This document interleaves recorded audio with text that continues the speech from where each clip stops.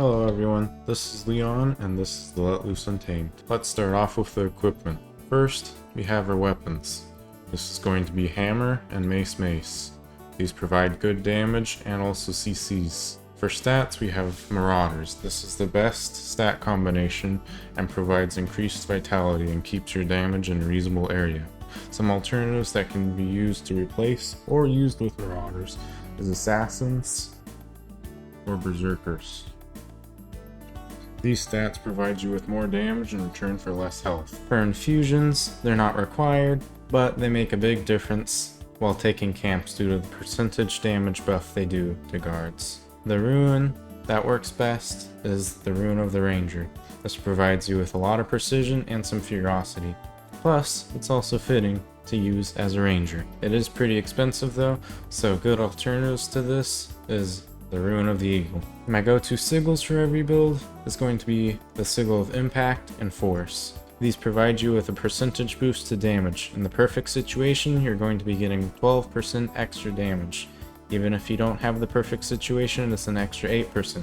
To put this into perspective, 8% of 10,000 is 800 damage, which is being passively added on to all of your damage done. For the Relic, you have two choices depending on your playstyle. The first choice is if you want to be more bulky. This is the Relic of the Phenom. This provides you with 12 seconds of protection after using all of your cantrips. If you want a damage option, however, you can go with the Relic of the Deadeye. This relic gives you a 10% damage boost that you can constantly have due to activating whenever you use one of your cantrips. Now onto the build itself. For our pets, they can be changed, but a general rule for picking pets is to use ones that have multiple stuns. Good examples of these is the Electric Wyvern and the Rock Gazelle. These provide you with two different stuns that can be really helpful for locking down opponents. For a heal, we have Perilous Gift. Upon use, this makes us invulnerable to all damage, and when used in Ranger Unleash, it gives you 3 seconds of super speed. This can be helpful for repositioning, chasing enemies, or even running away. Our first utility skill is Mutate Conditions. This converts all of your conditions to vulnerability. This can also be used as a stun break, but it is used more as a Condi Cleanse than a stun break. Our second utility skill is Protect Me. This is our main stun break and gives you a huge barrier and some protection. Our third utility skill is Unnatural Traversal. This is very helpful to initiate with the enemies, chase, or leave fights. This is important because this build has very few mobility options and is entirely melee. Our elite skill is going to be Forced Fortification. This provides us with huge damage reduction and helpful boons like stability, resolution, and resistance, making us very tanky. This can be used for pushing in fights or trying to end them. Like our heal, when used in Ranger Unleash, you get super speed. Our first specialization is Marksmanship. It may seem ironic at first sight, but it actually is very helpful in this melee build due to its buffs to stuns. Moment of Clarity creates attacks of opportunity, which can increase your damage and increase our stun durations. On top of this, Predator's Onslaught lets us deal 15% more damage to stunned foes. Alongside these, we also get Opening Strike, which guarantees a critical strike and inflicts vulnerability and cripple, which helps keep our enemies in range. We also get a small amount of might generation with Hunter's Gaze. For our second specialization, we have Skirmishing. This specialization is great because it produces and buffs Fury. Vicious Quarry does just that. It provides some Fury generation when we get hit under 75% of our health, and Fury is buffed to get 10% more critical chance and 250 Furiosity. We also get more crit chance and a damage percentage buff when hitting enemies from the side or behind thanks to Hunter's Tactics. When swapping weapons, we get Fury thanks to Furious Grip and Swiftness thanks to Tailwind. We also get more power and might and vigor from successful dodges. For our last specialization, we have Untamed. First we have Nature's Shield. This provides all of our cantrips with barrier. This helps contribute to the tankiness of the build. Next we have a trait column that can be customized depending on your situation. In most situations, you're going to be using Enhancing Impact. Whenever we disable a foe, depending on our current state, we get boons. When we're in our maces and stun, while in the ranger form, we get quickness, which really helps with landing all of our mace skills, allowing the skills to refresh. The trait below this one is Cleansing Unleash. I suggest switching to this trait if you're going against heavy Condi users. And the trait below this is Corrupting Vines. It allows your unleashed ambush skills to boon rip. I suggest using this trait in Zergs. Our last trait is the most important trait of this build. This is Let Loose. Every time we swap weapons, we regain our ambush skill. Normally in World vs. World, you can only get your ambush every 15 seconds, but with this, we can use it with our weapon swap, which is every 10 seconds. In most situations, you're going to want to start out every fight with your hammer.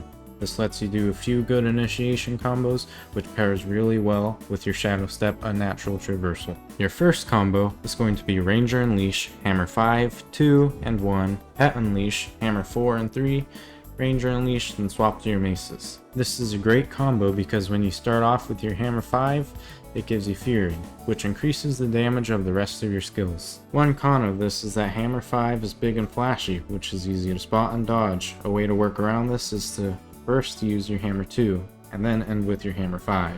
This makes your combo Unleash Ranger, Hammer 2 and 1, Unleash Pet, Hammer 4 and 3, Unleash Ranger, Hammer 5, and then swap weapons. This is better because Hammer 2's animation is much shorter and less flashy. Another tip for Hammer is that your Hammer 5 turns into stun when your pet is unleashed. This is great if you need that extra stun to lock your enemies down. Now onto your Mace combo. Your Mace combo is going to be starting out with Mace 3. If this lands and stuns your opponents, then you will most likely be able to land the rest of your Mace skills, then letting them refresh. This combo is Mace 3, 4, 5, 1, refresh, then Mace 4, 5, 3, and 2. Another way you can use the Mace is for sustain. It's got Condi Cleanse on Mace 4 and some heals on Mace 2. Also, when swapping from your hammer, be sure to use your Mace Unleash. This skill has a long range and immobilizes your opponents. This also goes for when you swap from Mace to Hammer.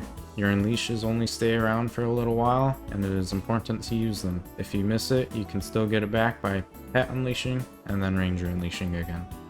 Now for the commentary. This fight starts off with me dismounting the Catalyst and then using my pet skills to slow, and hammer skills to start damaging them. I get stunned and then use my stun break and see the soul beast heading my way. I pop my heal to become invulnerable to all damage and then try to escape using my elite skill. I realize this isn't going to work, so I ready my Mace ambush and Shadow Step in using Unnatural Traversal.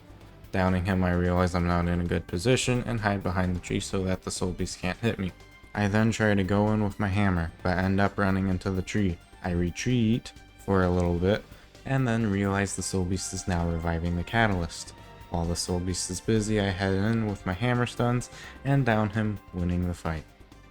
This shows that even in outnumbered and low health situations, this Untamed can pull through and win you fights. That is, if you use the skills. I could have stayed up, but I refused to use my healing skills. This next fight is a pretty long one. First, this starts off with the Stoliac. I see that there are two green coming my way that don't approve of my actions. I don't want to deal with them, so I try to escape by using my elite, Hammer Leap, and Shadow Step, while targeted to this eagle. Creating this distance may not let me get away, but it does force my enemies to use their movement skills. After making it to the eagle, I engage with the thief using my hammer skills to do as much damage as possible. I then heal and swap to my maces, landing both my ambush and my Mace 3 to stun the Catalyst. Denji then shows up and stealths the down Catalyst. The Catalyst then repositions further away from me, and Denji tries to revive.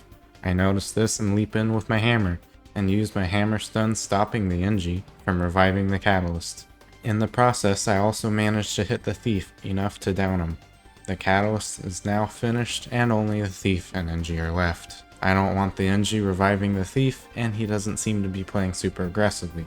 So, I end up focusing the thief until he's finished. Denji then runs inside and doesn't want to fight.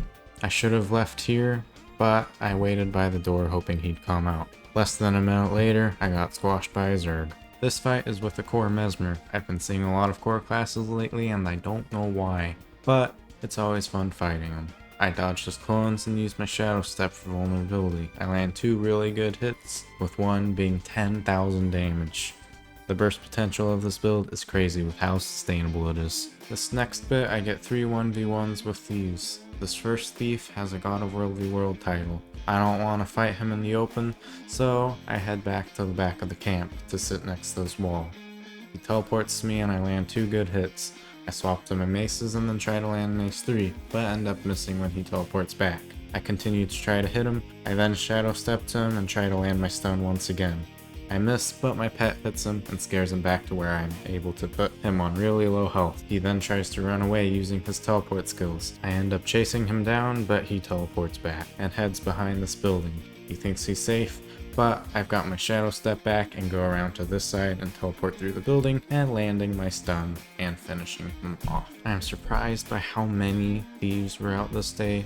On this map within an hour I came across like 10 different thieves. I'm not a fan of fighting thieves, especially in this build because of how short ranged it is, but these fights went pretty well. I go back to trying to capture this camp as the next thief comes in. It's a core thief. I'm not sure if you can count this as a fight or not, but it's here anyways, and can show that if you do land things, it does have pretty good burst potential. As I finish this thief off, I notice the next one is right outside the gate. He's another God of Worldly World thief, and I don't think it's the same one because Bay didn't have a waypoint at this time, so he wouldn't have enough time to get back. I head in trying to stun him with my hammer, but end up missing. I use my shadow step and my hammer ambush to land some damage, and then get immobilized and pulled. My pet then lands a few hits on the thief, doing almost 5,000 damage. I then pop my elite and head in with the stability to finish him off with my mace skills. I finish him off and capture the camp. I'd say that's a successful mission. This fight is with the same core mesmer as earlier. This one I had a lot more trouble with. This starts off with an invis, so I can't land my normal shadow step hammer initiation. I destroy all of his clones and then land my stun hammer skills. Even though he had stability, that's still some reasonable damage. I then start to get stunned and push around, so I use my heal for invulnerability while I'm stunned, and then pop my elite for stability.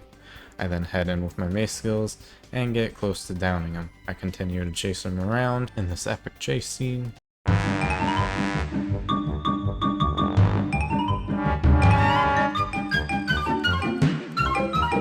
Until he comes out of stealth right in front of me. I stun him, and then I finish him off. In this one, I was roaming with my friends in Eternal Battlegrounds. When I noticed that my friend had gone down, I go rushing back. I realize that the only way I'm going to save them is by using my spirit. I dismount and then swap to my Spirit of Nature. I use it and revive him. I then unleash myself and go in with my hammer skills. I landed a nice 8,000 damage crit and beat down the Reaper. I then use the rest of my skills on this Reaper to finish him off, but a Scourge comes around the corner and I'm out of skills now. Even without my skills though, I'm still doing 2,000 to 3,000 damage per auto attack. We finish him off and head on our way. That is one of the very few situations where swapping to the reviving spirit is actually helpful. In this one, I get caught off guard by this catalyst. Before going into my map, I noticed I got dismounted, so I quickly exit it and start with my mace skills. I get stunned but see no damage coming in, so I wait to use my stun break. After the second stun, I use it and swap to my hammer, trying to deal damage, but also wait for my weapon swap. My weapon swap is back up now, and I use my elite. With the stability I get from it, I turn and use my mace ambush and my mace 3 to stun and then finish him off with my other mace skills. I arrive to this party late, I head in and use my shadow step, but then get pushed back.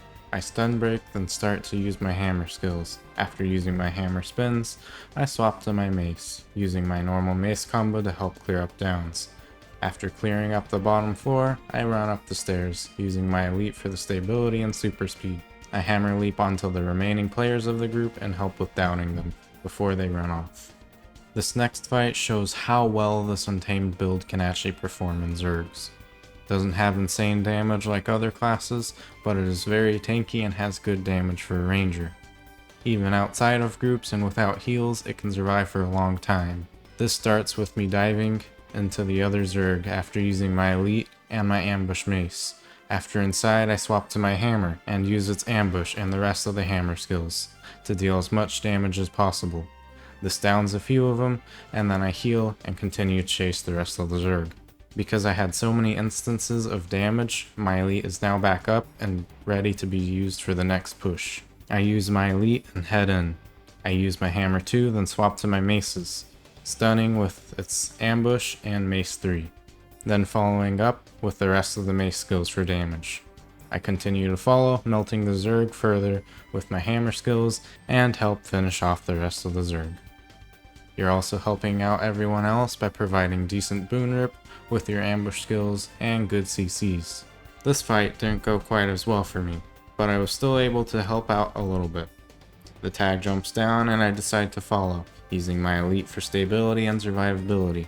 I jump down and I land hammer 5 and 2, dealing a lot of damage and helping create downs. I get downed, but rally off of the downs we help create. I get worried and run off from the big group. I get downed again, but fortunately, I'm able to be rallied again. I use my heal for the invulnerability and head in with my mace ambush, and the rest of my mace skills, finishing off the Zerg. A few minutes later, when capturing this tower, we fight the same Zerg again, but this time it went a lot better. I start off by using my hammer stuns through the wall. After that, I use the hammer spins to deal some more damage. I see the downs and I'm ready to push further. I use my mace ambush and then my elite for the stability and super speed. I rush down using the rest of my mace skills, refreshing and using them again, and then chasing the stragglers down. The next one shows just how many of your skills are there to keep you alive. You've got your mace skills, your utility skills, elite, and heal, plus your unleashed pet mode. We start off by stacking on this tag. I don't want to push in with the tag just yet, because there wasn't enough people stacking on tag. So I ready my mace ambush for the ranged damage. After that I go in with my shadow step and my hammer skills. This already finishes off the core of the cloud, but we continued to deal damage to the scattered players after using our heal. I almost used my elite here, but I'm glad it got cancelled because I need to use it with the push. I then pushed with what I thought was the tag's push. I head in with my elite for stability and super speed, dealing as much damage as I possibly can with my mace skills. I then realized that nobody came, so I turned around and saw our group running away. I used my hammer leap to try to get away and use whatever healing or barrier I had to get through the door. Surviving barely on 500 health, I continue up the stairs to the group. This started off with us chasing greens away from our tower. Chasing them down the hill, I target the Reaper. I use my shadow step to him and realize there is a big group of greens there. I use my mace 3 to stun them, then follow with the rest of my mace skills. Then swap to my hammer to help create downs. I then see 2 more greens near my group, and I decide to leap to them with my hammer and finish them off. We then continue to chase the rest of them down the hill, and like this guy says, they are cooked. Hey, I hope you guys enjoyed the video, or at least found it informational. If you like the build or have any questions, feel free to ask them in the comments below. Hope to see you all in one of these, and have a great day.